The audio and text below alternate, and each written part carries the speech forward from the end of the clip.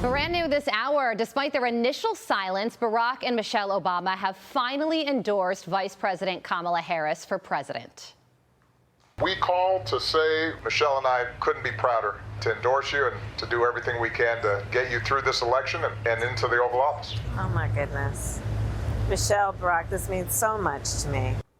So they cut that video with the cell phone. They also put out this statement. This just came out this morning. The Obamas add that she has the vision, the character, the strength that this critical moment demands. There is no doubt in our mind that Kamala Harris has exactly what it takes to win this election and deliver for the American people. This also comes as a new poll from the New York Times shows Harris in a virtual tie with former President Trump. Tennessee Congressman Tim Burchett joins me now. Congressman, good morning to you. So she's got the Obama endorsement. She's got the money coming in. The poll numbers are at a dead heat. Does this concern you? Oh, of course it does, but it's so early yet. You know as well as I do, it's a lifetime between now and Election Day. Who else? Hollywood, big tech, Wall Street, they all had jumped in line behind Joe Biden in the first place, so I don't expect him to go anywhere else. Yeah, and the thing is that she's got a long record. She ran for president once before. She was a senator. She was the AG in California as well. And throughout her political career, she has been a significant notch to the left of Joe Biden. And that may work for the media and the Hollywood donors and young voters.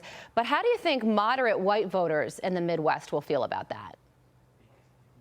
I don't think they're going to like her one bit. You're right. As you know, that she was voted the most, she was rated, the most liberal member of the United States Senate. And there was a big series article out on that. And that's pretty much been washed from the internet, which you'll see a lot of. But she can't run from her record, just her dismal record in Hollywood, or in California, and of course in her dismal record as the border czar. I mean, my gosh, what else can you say about her? She's had we've had 14 million illegals come over the border, 100,000 Chinese.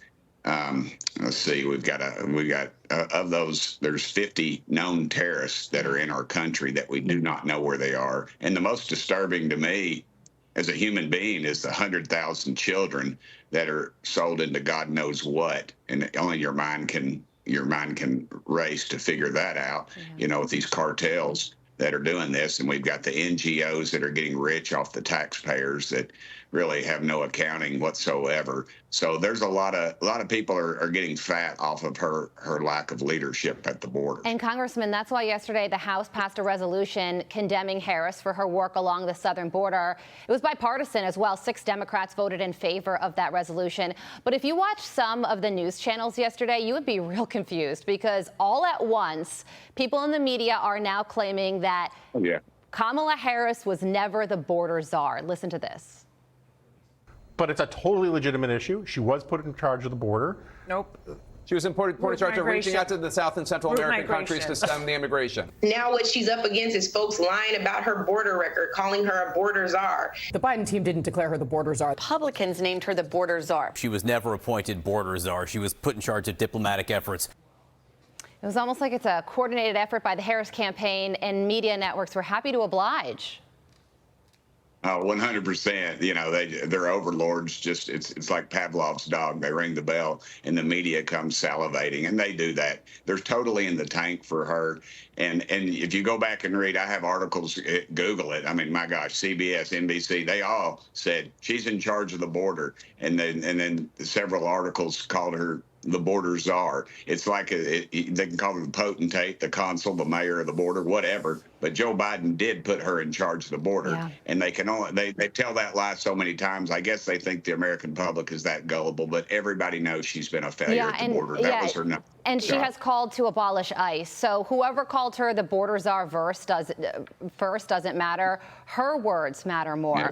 Okay, so this is interesting. Go ahead. Go ahead. I thought it was also telling that her communications director on Twitter had posted earlier that defund the police. I just I can't you know, you just can't make this stuff up. Yeah. How are they going to recreate it anymore? What a difference 4 years makes. All right, so Jen Psaki is finally going to sit down for an interview with the House Foreign Affairs Committee, a committee that you sit on. That conversation is going to happen today in your probe on the Afghanistan withdrawal. What can you tell us about this? Well, it'll be in the SCIF, and a lot of times they do this thing in the SCIF because it's supposedly a secret, but they also do that to keep you from talking about it, even if it's something that you know already ahead of time.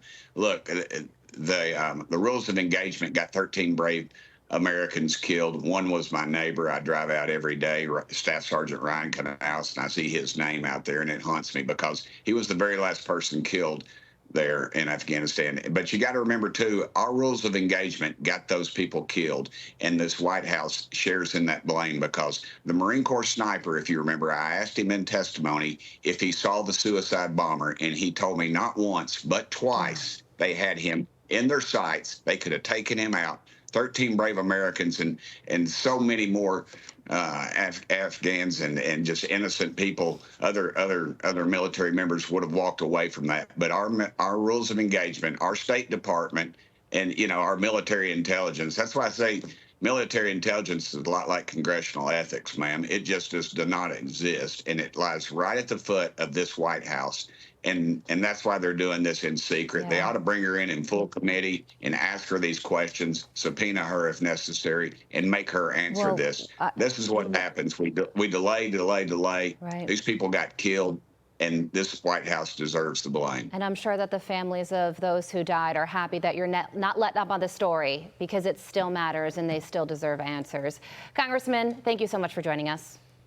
I'm Steve Doocy. I'm Brian Kilmeade. And I'm Ainsley Earhart. And click here to subscribe to the Fox News YouTube page to catch our hottest interviews and most compelling analysis.